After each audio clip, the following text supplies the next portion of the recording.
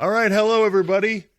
Don't Be Ridiculous podcast, episode number 40. Jeremy and Clark here with you. It is about 12:40 p.m. Eastern Time on Sunday, June 26th. And we had it's funny, we thought we were going to struggle for topics, but boy, the sports media delivers. They just do. Yeah, I had to go buy a shovel to dig my way out from under this avalanche of bad takes this week. I mean, like, good God, just bad take after bad take. I mean, just... Yeah, it was pretty insane.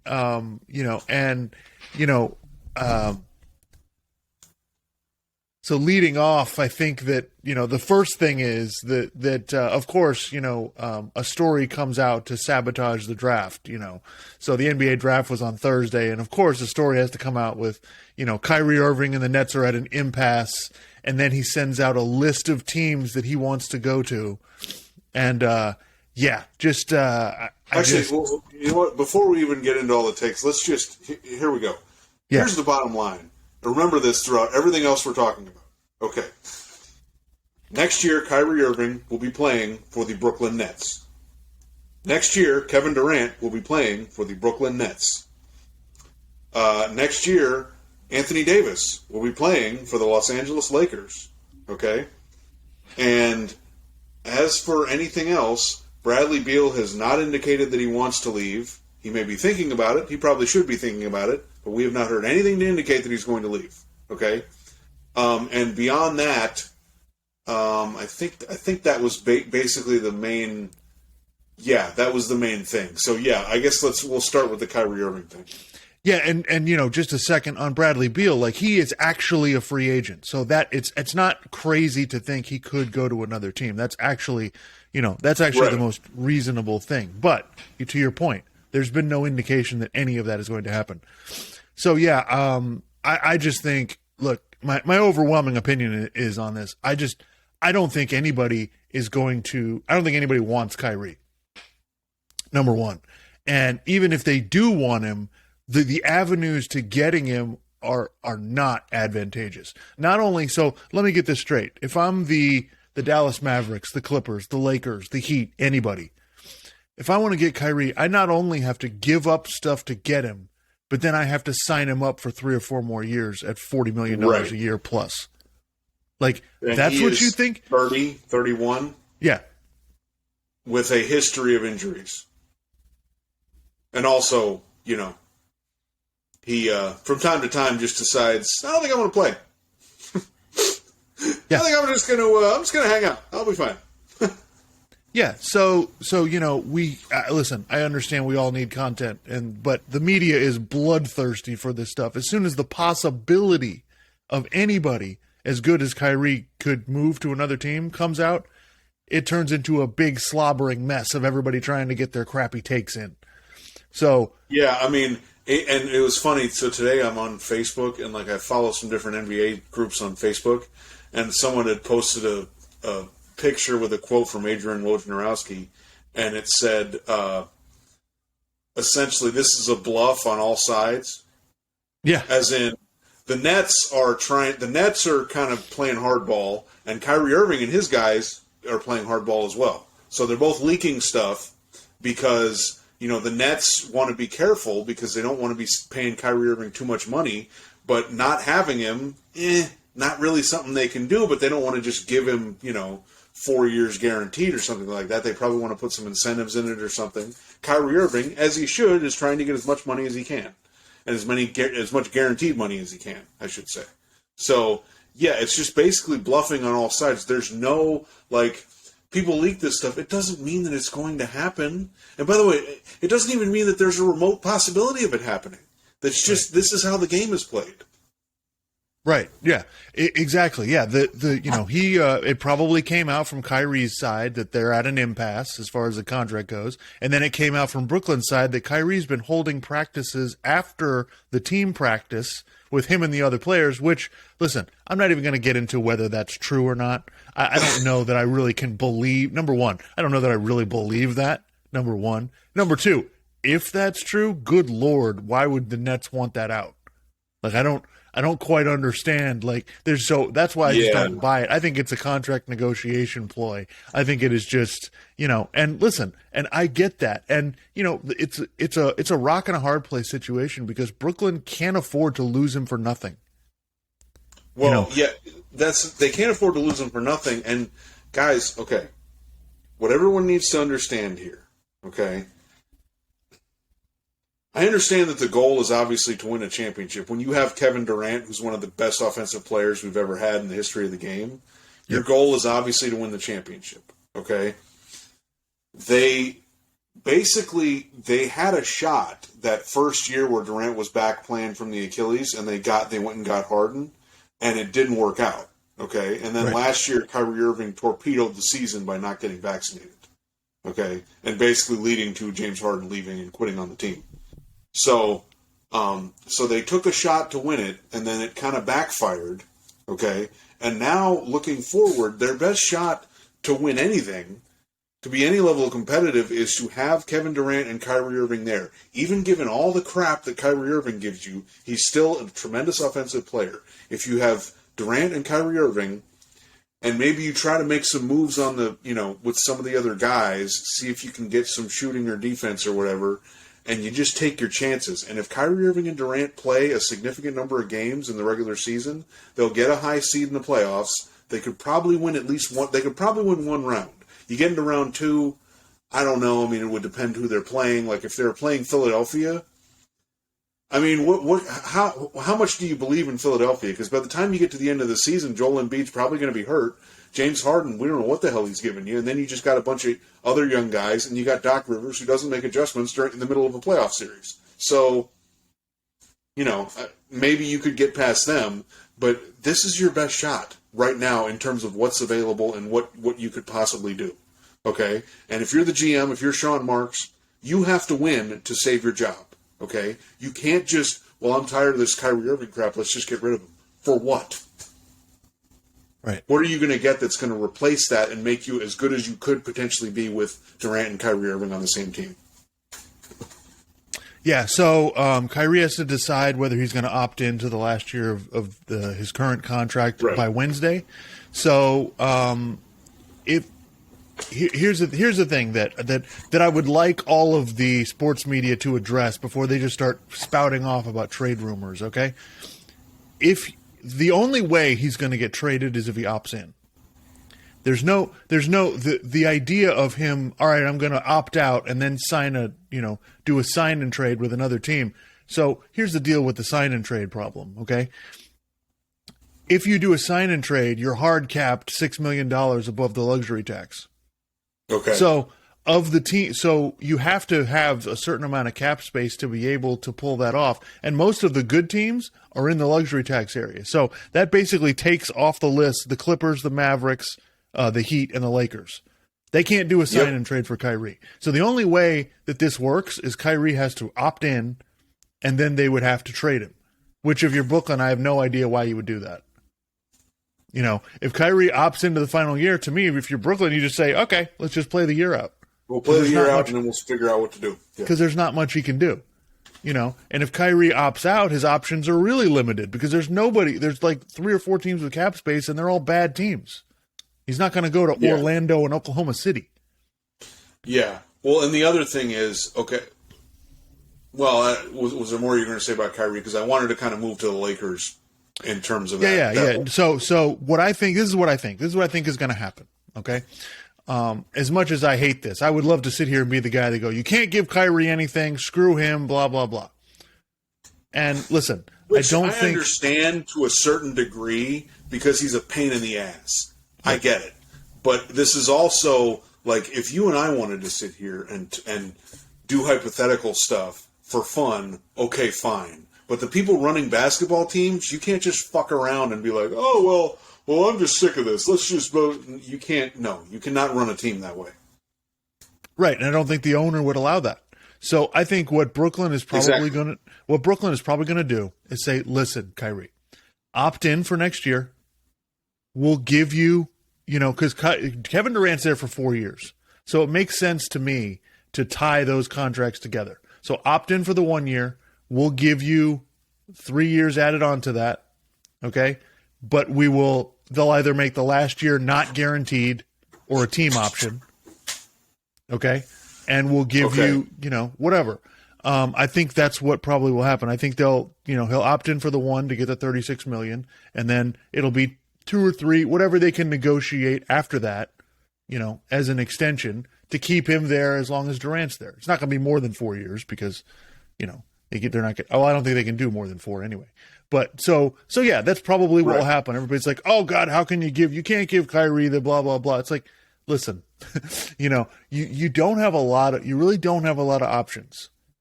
You can opt in. He's not going to play the year out. Kyrie's going to want a new deal. So you compromise, meet somewhere in the middle, give him 3 years instead of 4, and make it like 3 years, $100 million or something like that. Look, like I said before. Yeah, well, like I was saying before, they had a shot at winning a championship. That first year when they went and got Harden, they had a shot. They had injuries. Kevin Durant's foot was on the 3-point line. It happens, okay? And a lot of times when they kind of went all in, and when you go all in like that, you end up paying a price the next year or the year after or something like that, okay? And they're kind of paying a price because they dumped a bunch of stuff for James Harden, and then they had to get rid of James Harden. And now they got Ben Simmons, who they're trying to rely on, which we don't even need to get into Ben Simmons, but yeah, so they kind of took a shot, and now this is kind of what they're left with, and it's like, tell me the better option that's out there. Right. Okay, so you wanted to talk about the Lakers? Well, so yeah. So in terms of, I mentioned ridiculous takes. I mean, it was Colin Cowherd goes on, I don't know if it was Monday or Tuesday or what it was, and he says, because he's been on this get rid of Anthony Davis thing for a couple years now, and he's basically like, do the Lakers have the guts to trade Anthony Davis for Kyrie Irving? Because Anthony Davis doesn't solve their problem, but Kyrie Irving solves like 3 or 4 problems. And then the other part of the take I love, and it's like, well, what are you going to do about Westbrook? Forget about Westbrook. It doesn't matter. I'm like, no, it does matter, because how deep are you guys going to go into the luxury tax to get Kyrie Irving? Like, I don't understand. Like, what, but yeah, that whole thing. And it's like, how does Kyrie Irving improve the Lakers beyond what they have with Anthony Davis? Like, I understand that Anthony Davis is unreliable from a health standpoint, but when he's out there playing, he's like one of the 10 best players in the league, And Anthony Davis wants to play basketball. Yeah, he just gets hurt. Anthony Davis wants to play. His goal is to play basketball. That's his job, okay? Kyrie Irving is he going to play? I don't know. And yes, am I worried? Yeah, but it's just complete nonsense. Number one, the idea that Kyrie Irving is going to command Anthony Davis on the open market is absolutely insane. You know what? I just thought of this. You know what Kyrie Irving is? Okay, imagine for a second. Imagine you have like a band, right? And you have this like really ridiculous guitar player, right? Yep. And the rest of the band, you're kind of trying to play good songs and like stay on tempo, stay together, stay tight, But then you have this guitar player who you're playing live shows, and he'll just kind of go off onto a tangent, And it's like, man, that guy's amazing. But at the same time, it doesn't really fit with what the rest of the band is doing, and the show kind of sucks because you're like, yeah, the show was kind of cool, but then this one guy he was amazing, but he just kind of went off and did his own thing. Kyrie Irving just wants to go out there. He wants to go out there and play well, but it's not in the context of, I want to win a championship. No. I want to do whatever it takes to win a championship. No. He just wants to go out there and be an artist, essentially, and just throw stuff onto the canvas. It's like Van Halen, right? Because he's a really technical. Yeah, he's a really technically skilled basketball player, and it is ridiculous. But it's like, in terms of what you need to win a championship, Yeah, he's not a team guy. He is basically, he would be better in an individual sport, right? If Kyrie Irving was a golfer, it'd be perfect. You know what I mean? Like he just does not. He doesn't make. You've seen this, by the way. This is the last 5 years of Kyrie. This is not, oh, well, he didn't get vaxxed and that's the only problem. No, that's the other take I cannot stand is acting like, oh, well, the vaccine thing's over now, so everything's fine. No, dude, he's been a problem for a while.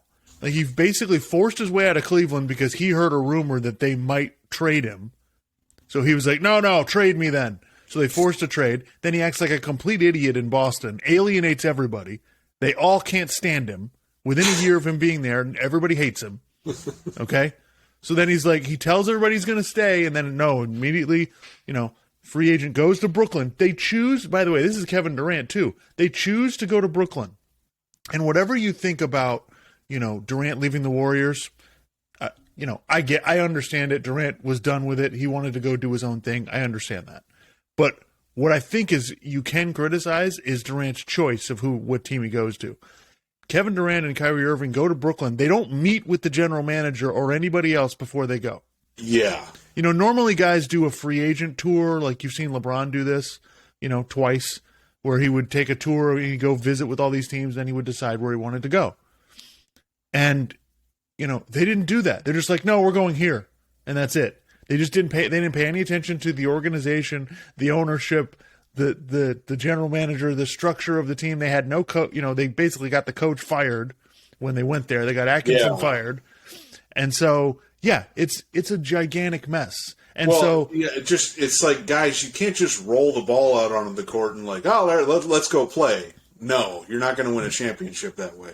And also, it's like, this is not an and one mixtape thing where you just go out there and it's like, oh my God, that's amazing. That's not how you win championships. Right. Yeah. And listen, like I would, I don't think there's any, I agree with you. There's no way Kyrie doesn't stay in Brooklyn. They'll keep him somehow, some way.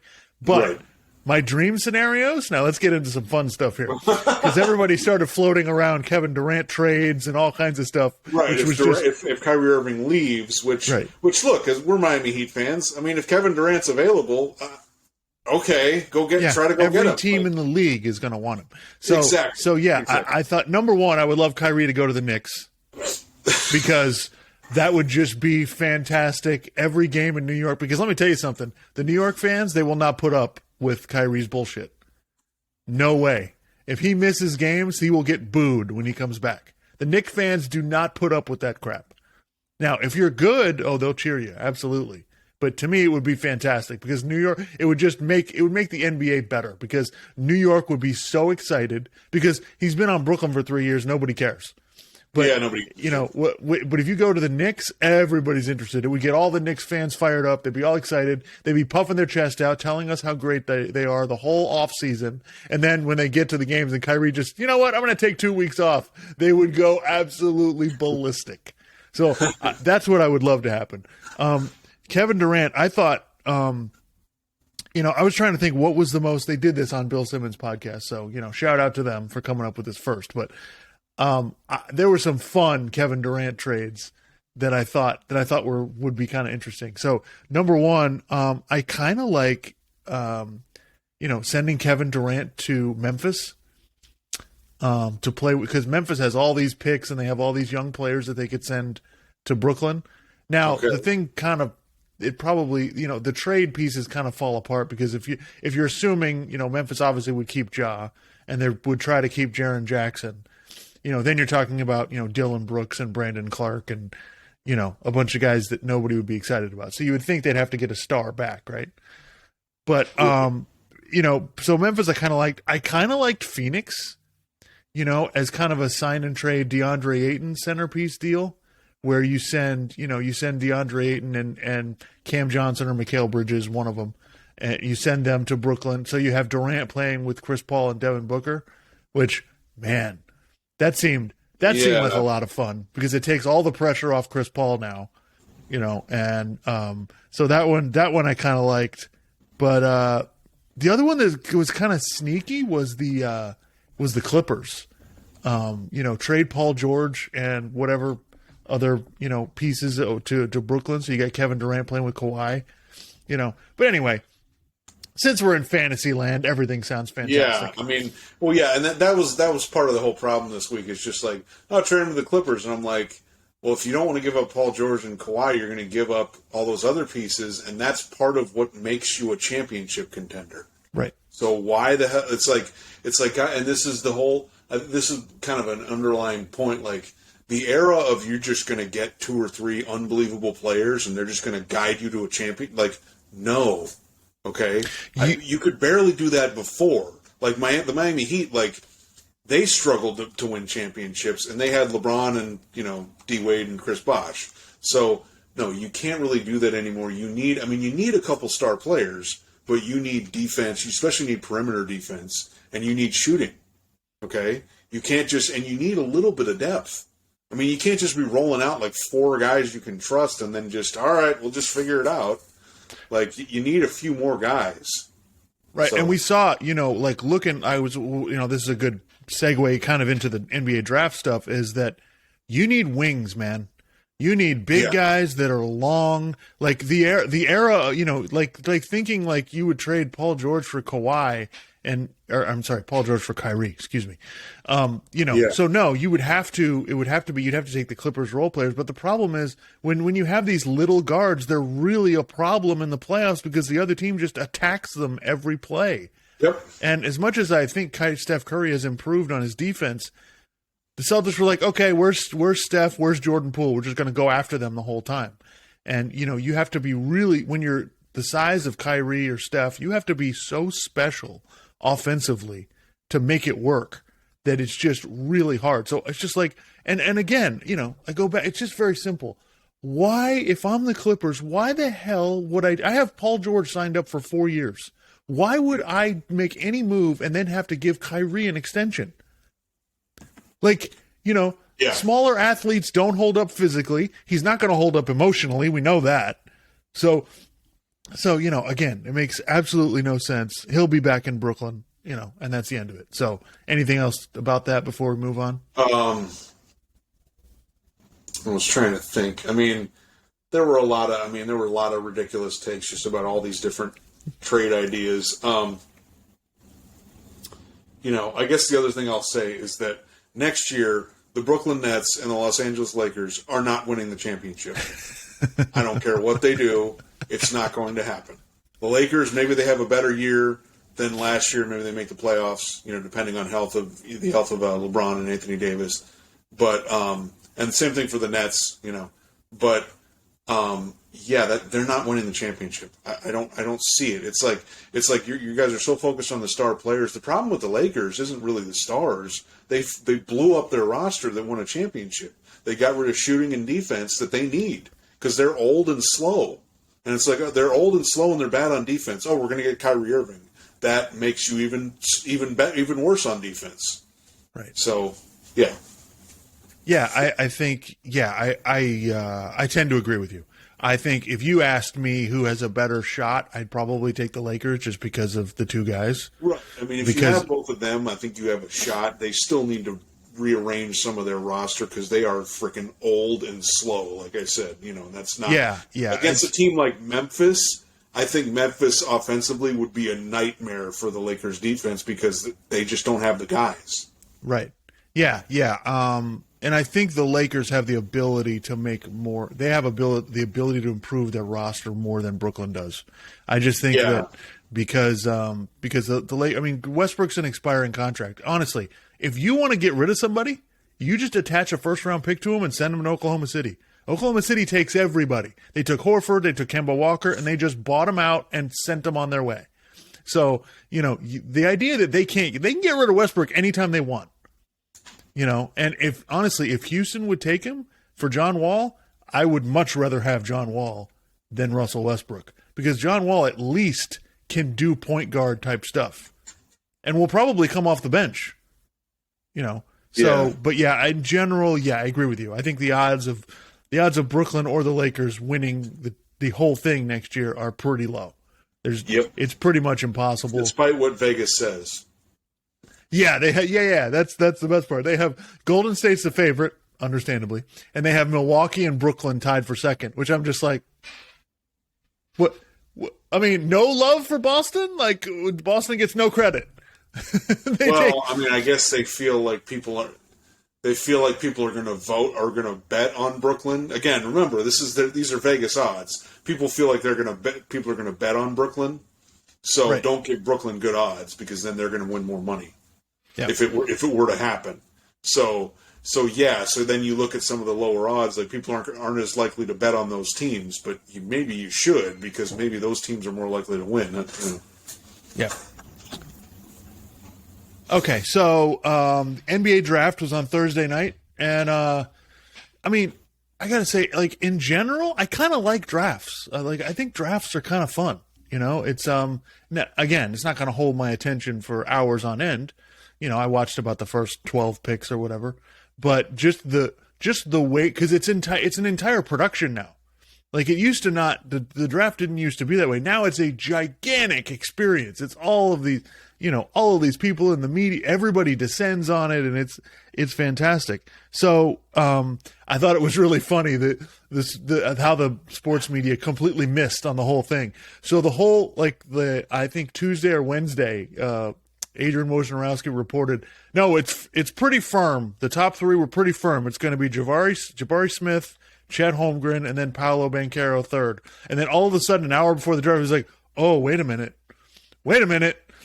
So then Orlando took Paolo Banchero from Duke, which is interesting thing about the top three guys, they're all 6'10" and up. Paolo Banchero from Duke went to Orlando. He's 6'10", 250. Chet Holmgren is 7 foot, but he's only like 190 pounds. And he went to Oklahoma City. So, and I've seen video of the main guys. And what I will say is, and then Jabari Smith from Auburn went to Houston. So what I just thought it was really funny. Everybody freaked the whole time. We've been saying these three guys are pretty much even, right? All three could be the number one pick in just about any draft. They're all number one pick worthy. But then we get 2 days before, and it's like, no, they're definitely taking this. Oh no, wait a minute. It was just, so it just cracked me up because everybody was freaking out. Oh my God, how could they do that? And it's like, well, I saw them and they're all really good. Like this is the fun part about this draft is the three guys are going to be really exciting. Like they can all score really well. They all play pretty good defense. They can do all the stuff. They can all dribble, pass, and shoot. The Jabari Smith from Auburn is like 6'10", and he shoots 40% from three. Like, wow. He's awesome. So I think it's going to be, it sucks that the teams that they're on are not going to be any good, but they're going to be like, we're going to be watching their YouTube clips next year and be going, wow, like these kids are all really good. So, and the other thing I noticed, like watching looking at the top 15 picks or whatever, like if you're 6'2" or 6'3" and below, I don't know how you play in the NBA anymore. I really don't. Like, because everybody they're between 6'6" and 6'10", super long arms. They're all freak athletes. I don't know how you, like Jaden Ivey, he's a kid from Purdue. He's kind of like a Ja Morant type player. Not quite as athletic, but it's that kind of athleticism. Like he's a freak. And he's not, I think he's like 6'3" or something like that. And so, if you have super athleticism and you're short, okay, I get it.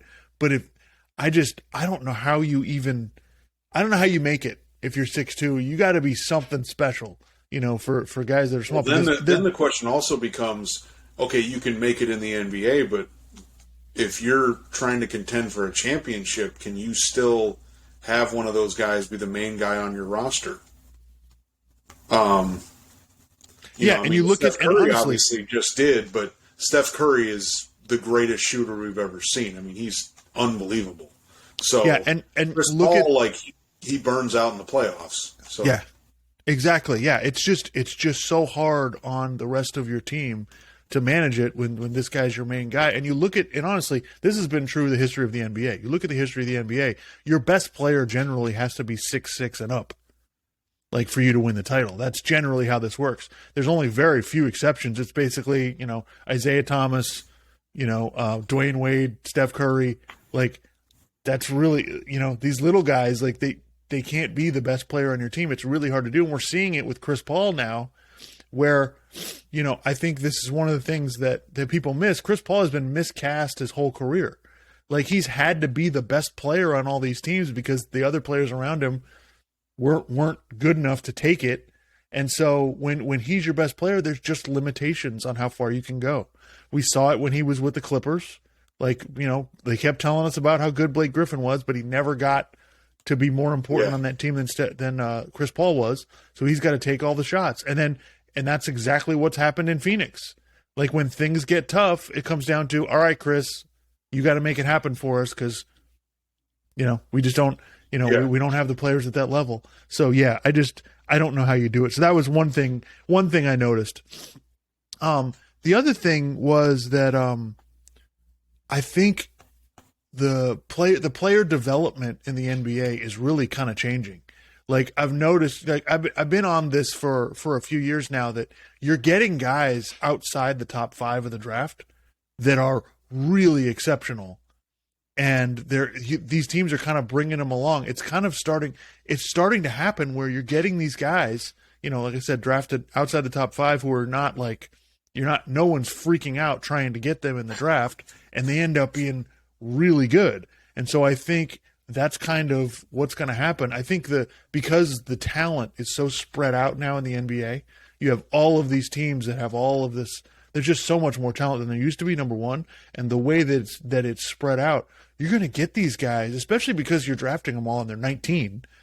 You're going to get these guys that are going to come in, and you give them a few years in the right system, and they're just going to become superstars. So I wrote down a list here just because I'm looking at the past drafts. So I went back from basically 2010, and I just started looking at, and almost, every other year, there's basically some ridiculous player development story. So if you go back 2010, right, Paul George was taken 10th. Okay. And again, was nothing for the first couple of years, and then he became a really good player in Indiana, and we've seen what he's become since then. 2011, Klay Thompson was taken 11th. Really good shooter, but he was playing for Washington State. In the same draft, Kawhi was taken 15th. And the first few years of Kawhi, it was like, okay, this guy's a good defender. He'll stand in the corner, and then he became a better shooter, and then all of a sudden it's like, oh my God, this guy's like Kobe Bryant. He all of a sudden had this mid-range game. 2013, C.J. McCollum was taken 10th. 2014, Zach LaVine was taken 13th. 2015, Devin Booker was taken 13th. 2016, Jamal Murray was taken 7th. And then 2017, Donovan Mitchell was 13th, and Bam Adebayo was 14th. So I think, the NBA draft is never going to be the top 12 picks are all unbelievable. That's never going to happen. Yeah, no. But what I am noticing is lottery picks have a certain amount of value. There is the dividing line of the difference in value between having a pick that's 12th, 12th, 13th, and 25th is huge. Right. So, let's see. So the other thing about the draft, so the New York Knicks are obviously gearing up for something. They traded out of the 11th pick, which of course the draft's in New York, so all the New York fans go apeshit because the Knicks didn't take anybody. The Knicks basically pulled a New England Patriots. They traded down, and everybody went nuts. But the Knicks now have 3 first-round picks in next year's draft. Now, none of them are going to be top 5, but they have 3 picks that they're going to, obviously the Knicks are going to do something. They obviously, I don't know if it's just making room for Jalen Brunson. I don't know if they're actually going to make a run at Kyrie Irving. I don't know what they're doing, but they're doing something. So this was really funny. So there were a couple, how ridiculous the media is. So now with the draft on ABC, they have the draft. They put the draft on, but it's more like the kind of like human relations draft. It's like where they interview the kids and they do the feature story on each player. And it's not really about basketball. It's more about like family. It's like the ABC family version of the draft. So it's kind of like, and then they'll go to so they had Stephen A. Smith and Jalen Rose on there. So, they say, oh, well, the Oklahoma City got Chet Holmgren with the second pick. What do you think, Stephen A.? And he's like, listen, Oklahoma City's really good at drafting players. They've done it a bunch of times. How many championships do they have? We need a guy who can get it done. Okay, they need to draft somebody who can make it happen, and enough of this. We need to win. And it's just like, it's like I don't know what planet you're on, Stephen A. But I'm gonna break a little news for you. Oklahoma City not gonna win the championship this year. No matter who they drafted, wouldn't have made any difference. They could have drafted nobody. They're not winning the title. I'm not understanding where this is coming from. Now all of a sudden they have championship expectations? What the hell are you talking about? Yeah. And then he lost his mind when the Knicks didn't draft somebody. Like, there was I don't know if you saw this, but so there was a scene where Spike Lee comes up to console him. Okay. And they both got on their knees and they're praying, please, why can't the Knicks be good? Please. We want it so badly. It's like, they have all these guys, talented guys getting drafted, and the Knicks take none of them. None of them. This is terrible. It's an abomination.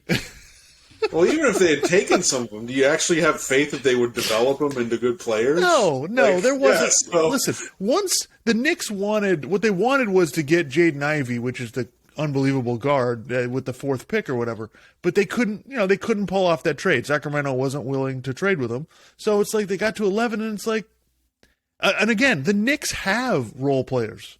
That's not the Knicks' problem. Like, the Knicks drafting another rotation guy who can come off the bench is not going to help them. They have to. The Knicks, it's a difficult situation, and it's very strange. And I think we're seeing this now in sports where these major markets, when they're not good, the pressure is now on you to be good, and the Knicks have no chance of being good. Like, there is nothing the Knicks like. Oh, great, we cleared cap space. We're going to sign Jalen Brunson. Fantastic. There's no move that's going to, so yes, they shouldn't have signed Julius Randle to that contract. That was a mistake. That probably really hurts them. Okay. But the Knicks are okay. Like, they're okay. They got RJ Barrett, right? They got 3 first-round picks next year. They'll probably get Jalen Brunson. Okay. So they're set at point guard. They're set at wing. Like, all right. Julius Randle's not perfect, but maybe they can work some kind of deal to get Rudy Gobert. I don't know. But yeah, it just makes me laugh that there's all of this pressure on the New York Knicks when the Knicks have no chance of doing anything. So yeah, it just those were two your hope really. As a Knicks fan is that James Dolan sells the team right to Jeff Bezos or something, like. Yeah, so it was just those were some really funny things that I got a kick out of. The other thing was the comps. Kendrick Perkins was, so first of all, this is the problem with, so then the draft where they're talking about basically basketball on ESPN, every guy's positive. They don't say a negative thing about any player. Yeah, Jay Billis talks about their wingspan, and Kendrick Perkins always wants big guys to be drafted, and it never ends. So Kendrick, they have to do a comp, for every player, which sometimes is good, sometimes is a disaster. So the best one was Kendrick Perkins said that Paolo Banchero with the number 1 pick, he was a cross between Michael Beasley and Ben Simmons, and it was just kind of like, oh man, really, you got to do that, really? And then they have to compare Jabari. So a weed smoking guy who doesn't play. Yeah, it's the comps are just really difficult because, just because I get the Michael Beasley thing. Michael Beasley was 6'10". He scored a bunch of points. Like, if you look at them in college, it makes sense, right? But Beasley got kicked out of the league, basically. So it's a tough one. These comps are ridiculous. But anyway, it was, I had a lot of fun. I didn't know a lot of the guys, and, I'm really interested to see who's the diamond in the rough in this draft. So I think I think it was really, really interesting.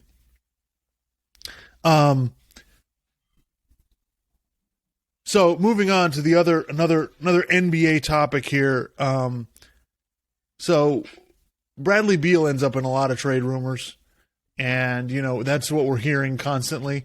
And another a couple of years of this, right? Yeah, because which is hilarious because as you said earlier, he's now a free agent. He wasn't a free agent the last couple of years when all these people are floating these trades out there. Yeah, after his rookie deal was up, he signed the extension with Washington. And then because Washington hasn't been a really good team, he became a really sexy player for everybody to talk about. Oh, can they trade for this guy? Can they trade for this guy? And it's been up and, it's been that rumor's been out there forever. And then this week, Colin Cowherd put his stamp on it by saying he would trade, if he was the Celtics, he would trade Marcus Smart and whatever other draft picks they wanted to get Bradley Beal. And listen, because he puts you over the top as he has single-handedly been able to carry the Washington Wizards to the playoffs. Oh wait, he hasn't. Right, yeah. So they didn't make the playoffs last year. They had Bradley Beal, they had Porzingis, they had Kuzma, Kentavious Caldwell-Pope. They have a decent team. They should have been able to make the playoffs, but anyway, in the Eastern Conference, yeah, right. And so at least make the play-in tournament, right? And listen. I think Bradley Beal is a really good player, okay? Really high-level scorer, okay? But he's not a great defender. He's made All-NBA third team one time. So only one season out of the almost 10 years he's been in the league, people thought he was one of the 15 best players. So, while I don't dislike the Marcus Smart and a bunch of draft picks for Bradley Beal, even though there's no chance of them actually getting Bradley Beal for that. Like, let's just be clear, that trade doesn't work at all. Like, in order to get Bradley Beal, you're going to have to trade Jaylen Brown probably. Like, you're not getting Bradley Beal for Marcus Smart and a bunch of junk. Washington's not that stupid. Yeah. So, I think Bradley Beal is a good player. But again, he's not getting you to the top. I'm not convinced he's a number 2 player on a championship team. Maybe if he's your third best player, maybe. But I don't think this is a difference maker. Now, would I be happy if the Heat were able to get him? Absolutely. Because he's an upgrade over Kyle Lowry or Tyler Hero. Yeah. And I think I told you that. Like, he's like a little better version of Tyler Hero. Yeah. Not great on defense. Really good scorer, good shooter. That's kind of basically what he is. So, yeah, I think it's nothing against Bradley Beal. He's a fine player. But this idea that, oh, my God, if this team gets him, well, that puts him over the top is kind of nonsense. Yeah. It helps, but this isn't a game changer. This isn't a game-changing trade. And I think there's no game-changing trades out there. There aren't. There really aren't. Because he's been kind of the best player that people kind of think might be available. He's been exalted in our minds to a better player than he is. When, like I said, he's not. Again, like I said, you can't just assemble a bunch of all-stars and be like, all right, we're good. No, it's more complicated than that because, like, as you said, there's so much talent in the league. There's so much good perimeter defense that you got to have even if you say a team is like Nick Wright is on this, the Bucks are the clear favorite next year. There's no question in my mind about it. And it's like, dude, no. When they won the championship, they won the finals in 6 games. They went to 7 games in the second round. They went to 6 games in the conference finals because they're, Giannis is a dominant player, but the rest of their team has a bunch of flaws with it. Yeah. Okay? So, and that's kind of any of the championship contenders that people are talking about. They've all got flaws. They're not like, if you're saying that you think they're going to win, that's fine. But to put them far and away above somebody else, you can't do that anymore. There's too much talent. Right. Yeah, it's really hard to win in the NBA. So I understand, like, the Celtics lose the finals, right? I understand the criticism, but it's not like the Celtics need to make ridiculous moves in order to get there. They need to improve. They're close. Maybe they need to make some moves on the make some little couple percentage improvements in some different areas. But I mean, they were right there. They were up 2-1 in the finals. Yeah, and it wasn't like it was some magical year. No, they blew away the Brooklyn Nets, and they played a really close series with Milwaukee. They made some shots. And they were able to get past Miami, even though they kind of sabotaged themselves a little bit. So yeah, if they stop averaging 18 turnovers a game, they can. They might have had a parade this year. Like they were. It was that close. Yeah. So yeah. So this is one of my this is something I noticed this week that I'm so glad we have the podcast, because the whining by some of the sports media this week has been insane. So Golden State wins the title, right? And you have Steph Curry saying, well, all those people who said we were never going to win another one, and Klay Thompson has this thing about this Jaren Jackson tweet from Memphis. He's like, he says he tweeted strength in numbers after a regular season game, and Klay brought it up in a press conference or whatever. And then Draymond Green's like, I said, don't let us win the fucking championship because blah, blah, blah, blah. So they're talking a bunch of, junk because everybody said they were done. Most people, like from what I saw, the only people who were like on them were like Stephen A. Smith from ESPN. He picked him to win the title before the season, and Dan Patrick. Everybody else at one point or another said, the Warriors are done. That's it. It's over. So, you buried these guys. And then on Dan Patrick's show, he's whining that, oh, wow, this guy, it's so unlikable. Like, why do you have to, act like you've been there before? And why do you have to talk a bunch of crap after you won the title? And why are you worried about what other people say and blah, blah, blah? And it's like, you don't get to say. If you win the title, talk all the crap you want. Tom Brady got drunk on a boat and was tossing the Super Bowl trophy from one boat to another after the Tampa Bay Bucks won the championship. Right. That's the time to kind of let it all hang out. Don't do that during the season. Right. Yeah. So I just had an issue with this. Like, the people complaining about the Warriors, and this has been going on for 5 years. Okay. So first of all, most of us, if we won the title, we'd be doing the same stuff.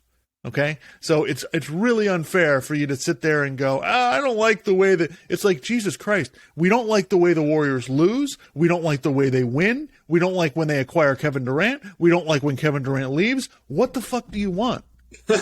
Enough is enough, guys. Like, quit whining. Like, they won the title.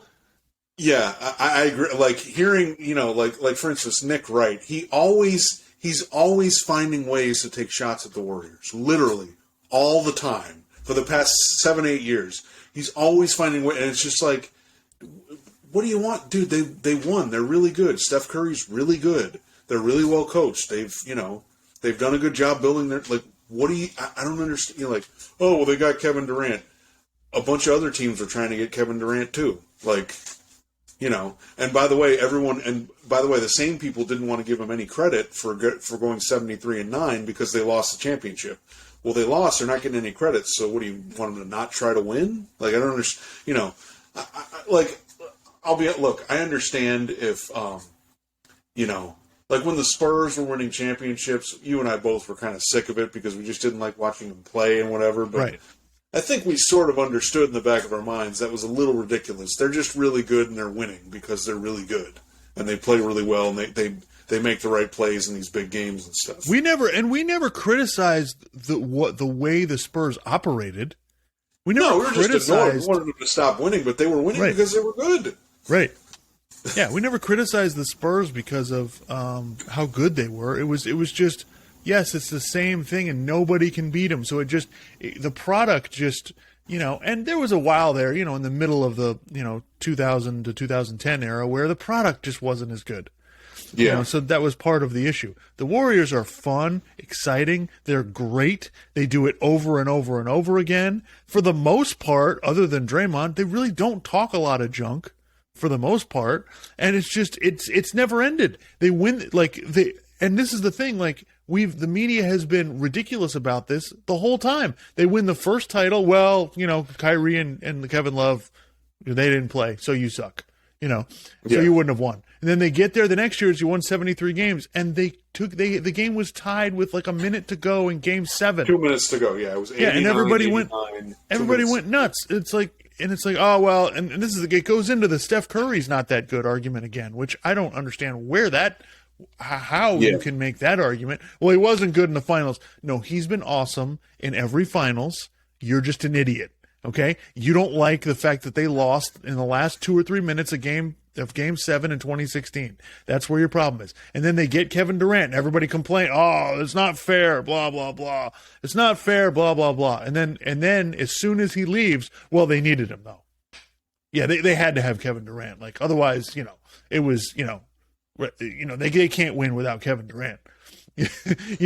So then it's like, oh, everybody, and then everyone's burying them for nonsensical stuff. Like I watched a replay of Nick Wright's take about after they traded for Andrew Wiggins, and he's like, Andrew Wiggins is not a good basketball player, and it's like, what are you talking about? Like, at no point was he not a good basketball player. Yeah, he just wasn't a superstar. What are you talking? Like, it's just why? Like these takes make no sense. Well, and here's the other thing: we gave the Bucks credit last year when they won. Right. We've criticized some different things, but I mean, Giannis was awesome. Like, right. You won the championship. Like the Toronto Raptors. Could I say that they would have lost if the Warriors had Kevin Durant? Probably, but I mean, they played well. They won. They got down 2-0 to Milwaukee, and then they won 4 straight. And they were up 3-1 on the Warriors in the finals. Yeah, it's true. Milwaukee gets all the credit in the world now. They get all they apparently their approval has been stamped. They won one title barely with a whole bunch of injuries to other teams, and Milwaukee's totally fine. But Golden State, it doesn't count. Sorry, doesn't count. Yeah, I don't care that you've won 4 titles. It's not good enough. It's just, it's like, and by the way, and a lot of these things that Golden State were saying, they were at the parade when they're all drinking. Yeah. Like, what are you talking about? So I don't understand the criticism of the Warriors. The other thing is, we've started to cover the parades as if it's like a news event. Right. We didn't used to do this. Like it would be on like your local sports network, and you would see it, and they're there celebrating with their fans. Okay. Now I understand that it's televised, but it's not really for you. It's for the team and their fans. Right. It's a pep rally. Exactly. It's a pep rally. What are you expecting to do at a pep rally? Okay. They just won the championship. Like, just come on. And then it's so funny because they literally were treating this like a news story. Like this was a topic on Undisputed and a topic on these different shows, and they're critiquing the different things people said. They're parsing through. Well, what does this mean? Meanwhile, Skip Bayless was unhappy with the way they were celebrating because he thinks the championship has an asterisk on it because the Celtics were a fraudulent opponent. Because they kept turning the ball over and beat themselves, so it doesn't count. There's literally nothing they can do, and so by the way, this is my overall point here. Sports media, shut the hell up. You don't get to rip this team for 5 years and then complain when they're happy and want to stick it to you that they won the title. And they won the championship. Too fucking bad. Is that getting lost in the whole thing? They won the championship. Isn't that what you're supposed to do? They got the trophy. Like, that's what you're supposed to do. You're supposed to go win the trophy. Like, we're not even Warriors fans, by the way. I mean, I like watching them play, but, like, they won 4 titles in 8 years. Like, right. It's fucking amazing. Like, And by the way, this wouldn't change. If I was a Heat fan and they just won the title and Jimmy Butler wants to talk about all the people that have disrespected him, go right ahead. Go right ahead. I'm sorry if you don't like it. Oh, they're unlikable now. You were complaining about them the whole time. So you don't get to come back now and say, oh, I want you to be likable when you were hating on them the whole time. So anyway, whatever. We could go on all day about that, but it's complete BS. Anyway, The Warriors are the champs. They deserved it. They played better than everybody else. There's no criticism to be had. At no time was I sitting there going, oh, the Warriors are done. My only criticism was of the media acting like the Warriors are going to be what they were.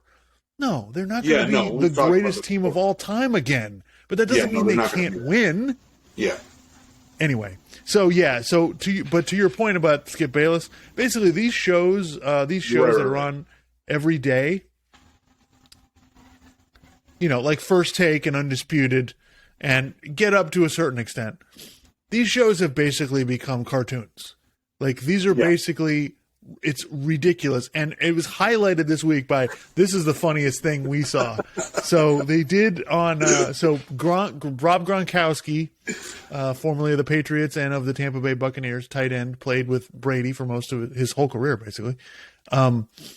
He came out and said, listen, I'm retired. I'm not going to come back, blah, blah, blah. To which his agent, Drew Rosenhaus, said, Listen, if Brady calls him, I wouldn't be surprised if he comes back. But anyway, I thought that was hilarious. So for the moment, and by the way, just to get off on this tangent, I thought Nick Wright had a really good take about this, where he's like, "Listen, if you announce your retirement and then you come back anyway, we tack an extra year onto you until you get to go in the Hall of Fame. So normally it's 5 years after your career till you get to the Hall of Fame. If you say you're going to retire and then you come back anyway, it's 6 years for you then.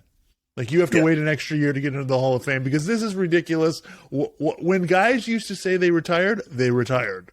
This wasn't. So I get it, but it's still fun. But anyway, so Gronkowski says he's retiring. And so they did on First Take, they did the top 5. Well, Chris Russo is on First Take once a week, which I read how much he's getting paid to be on there once a week, and it's like $10,000. It's ridiculous. Anyway, so they did Chris Russo's top 5 quarterback to tight end combinations. Okay? 5-1. So number 5 was Tom Brady to Rob Gronkowski, which, I'm just, you're thinking, your immediate thought is when he's coming out with this is, well, they've got to be, they're the most prolific tight end to quarterback combination of all time. So they've got to be 1 or 2, right? But no, they're 5th. Okay? And then he decides to reach back into history. Bart Starr to Max Kramer, okay, from the 1960s. Okay, and there were, they were talking about this on Lebitard show, so I got some information. They were saying that for 4 years, Bart Starr and Max Kramer did not connect for a touchdown. Like, they only had 32 catches in 7 years that they played together. Because in the 1960s, they didn't throw the ball that much, number one. Yeah. And number two, they certainly didn't throw to the tight end. There was really no... there was barely... The tight end position barely had been invented at that point. Yeah. Okay? Number 3, Kenny Stabler to Dave Casper. Okay, right. So that's the 1970s one. So we're reaching back again, and they're having to. So it was really funny. They were making fun of this. They're having to go back and get this grainy video with NFL films. From NFL films, and of course it's John Facenda. The autumn wind is a river. Yeah. The frozen tundra, Lambeau Field. Which is awesome, by the way. Yeah, right. Listen, NFL films, I love it. I love John Facenda's voice. It's incredible. I wish they could bring it back for games now. Like, oh my God, if we had John Facenda calling the NBA Finals, it'd be epic. Epic. Anyway. And then number 2 was Johnny Unitas to Mackey. So again, they won the 1958 championship with those guys, and then they played mostly in the 60s. So and as you were saying, what was Stephen A's reaction to this? Oh, see, it was hilarious. Stephen A is just like, And then I remember when he walks over to the board once he finishes, and he's like, "You got them number 5? What the hell are you doing?" And suddenly, and by the way, no criticism to them. It's unbelievable television. Stephen A. Smith and Skip Bayless can sell it like nobody's business. They are the used car salesmen of sports media. They're unbelievable. Okay? Yeah. They get onto a take that nobody else had or even thought about having, and they convince you that this is how it is. It's just... I honestly, I just have to bow down at their altar at this point. I can't... There's nothing I can say. I don't know what to tell you. The number 1 was Dan Fouts to Kellen Winslow, which honestly they probably are on any top 5 list. Honestly. Yeah. But that was more. One of the problems with this is that you have to get 2 guys that were on the same team together for a while, and nowadays that's tough. I was thinking, who's the best tight end, and it's like, well, you could say Gronk, you could say Tony Gonzalez, but he played with a bunch of different quarterbacks. So it's hard for me to, Shannon Sharp and Elway you could probably put on there because they were together for a while, Right. But yeah, beyond that, it was kind of tough. I'm trying to think of great, unbelievable tight ends. There's ones that had good little runs here and there, but it's tough to. But yeah, so on the Dan Lebatard show, they monitor this. I guess he's on. I think Chris Russo is on First Take every Wednesday, so they monitor everything he does because it's every week. It's something more insane. It's Bob Cousy was the greatest point guard of all time. Chris Paul is not a great player. It's just it's fantastic. So anyway, yeah, that was one of the funniest things. I was laughing out loud, watching it because it's honestly like you can't even get upset about it because it's so insane. You can't get upset about it. It's like it's literally like you can count on it. Whoever wins, Skip Bayless is going to hate on them. He's going to troll. He's going to say they're not good enough. He's going to, it's unreal. So, but that was the most entertaining thing this week. Yeah. Did you want to talk about Deshaun Watson just a little bit? Yeah. So, what he settled earlier this week, he settled 20 of the 24. I think it's 20, yeah. Okay. So, but I just thought this was interesting. I was listening to Dan Patrick, and Dan Patrick said he has a source who's involved in the negotiations between the league and the Players Association about suspending Deshaun Watson. Right. And the guy was saying that the negotiation starts at 1 year. So I find that kind of interesting. And then they were saying that the Players Association is going to be pointing out, what are they going to do? Like the Ben Roethlisberger case. The Daniel Snyder thing that's going on right now. Yeah. And then the Robert Kraft things. Right. Exactly. So I thought that was kind of interesting, which kind of leads me to I think he's going to end up getting suspended for a season. At the least, or if not, maybe it's something like 12 games or 13 games or something like that. But I would kind of be surprised by that because, It's funny how these things work, right? At first, Deshaun Watson, I'm innocent. I'm not settling any of the cases. I'm not going to do that, whatever. And it's like he could have settled 20 of them a year ago. And it's like you literally chose to do it this way. And it may come back to bite you. Because the other interesting thing that Dan Patrick was saying was that if he'd have just settled these immediately, his punishment, settled at least some of them, as many as he could, as fast as he could, that he would have less punishment now. And I find that kind of interesting. Like, this is a challenging thing for the NFL, and I don't really blame them for taking their time because it doesn't really matter right now. It doesn't matter until the season starts for real. So I understand what the NFL is doing, and then what's going to happen by negotiation. What you're saying is the NFL is going to come out with a suspension. The players' union is going to appeal it, and then they're going to have to work out whatever the deal is. So that's what the negotiation is going to be. So I've said the whole time, I still don't trust the NFL to do the right thing. At least they sent this to an independent, with the new collective bargaining agreement they have, there's an independent judge that gives a recommendation about what the suspension should be. So it's not the NFL just winging it anymore. But, Roger Goodell works for the owners. So he's going to do what the owners want him to do. And so I don't know what that means. Like, I think he absolutely should be, like, in my opinion, he should be suspended until all these cases are resolved. Period. That should be what it is. You're suspended indefinitely. That way they're covered no matter what happens. Like, because I think what the NFL is really worried about is we suspend him, and then a month from now more stuff comes out. Yeah. And he's got more cases. So the NFL is going to have to, whatever they decide now, they're going to have to make sure they leave room for, if more stuff comes out, we're going to punish you again. Yeah. So, I think it's simple. Listen, you're out for the year. You can't play this season. Period. We're not letting you. Yeah. We're not going to let this happen. We've and it would be the right thing for the NFL to do. I'd be shocked if they did it. I'll still be impressed if the NFL does the right thing here, but that's what the right thing to do is. Yeah. The Browns, it's kind of like, I guess saying that this is blowing up in their faces isn't really the right thing, because if you say it blew up in somebody's face, then I guess you're saying there was at least some reasonable expectation that's not what would have happened. But, just think about it this way. if he's suspended for an entire season, that will be 2 years where he has not played a down of football, in a game.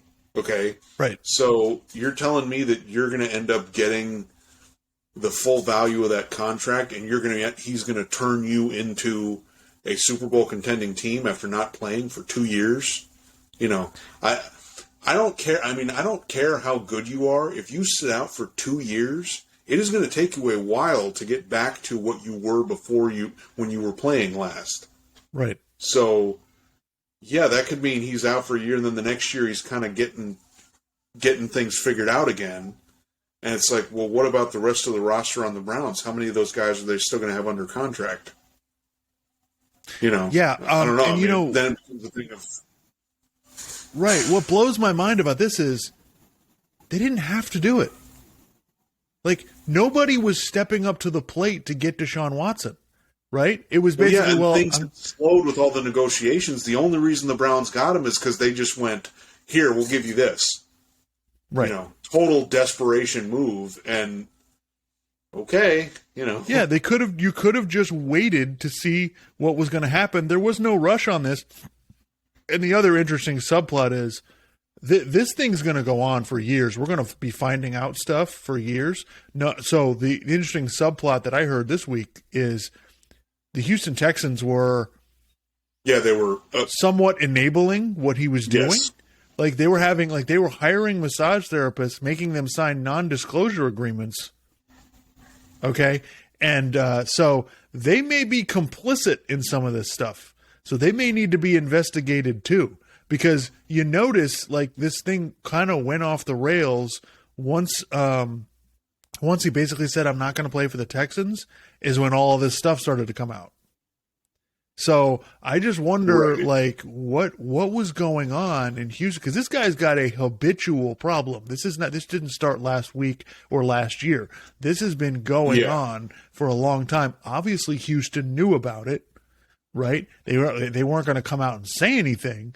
So in the wake of this Daniel Snyder thing, where they were basically using their cheerleaders as prostitutes, I mean, what else is being covered up here? So I also think the NFL probably knows a whole lot of stuff that they don't want to say. Like him getting suspended may be the least of the NFL's problems. So yeah, this is a really awful situation. And I hope that like I said, I don't think Deshaun Watson should be able to play until all this stuff is resolved. And it's obvious that he did something. It's obvious to me he did something wrong. There's no way you're going to convince me that, oh, no, he really didn't do anything that bad. Especially when his idiot attorney comes out and says, well, it wasn't illegal. It's just... Well, just think about it this way. In the narrative about his football career, 10, 15 years from now, the first thing you're going to say, not winning a national championship at Clemson and beating Nick Saban, not being this tremendously talented football player. No. It's Deshaun Watson, the guy who had 27 whatever lawsuits accusing him of sexually harassing or assaulting massage therapists. That's the first thing, okay, before we even get to the good stuff that he did on the field.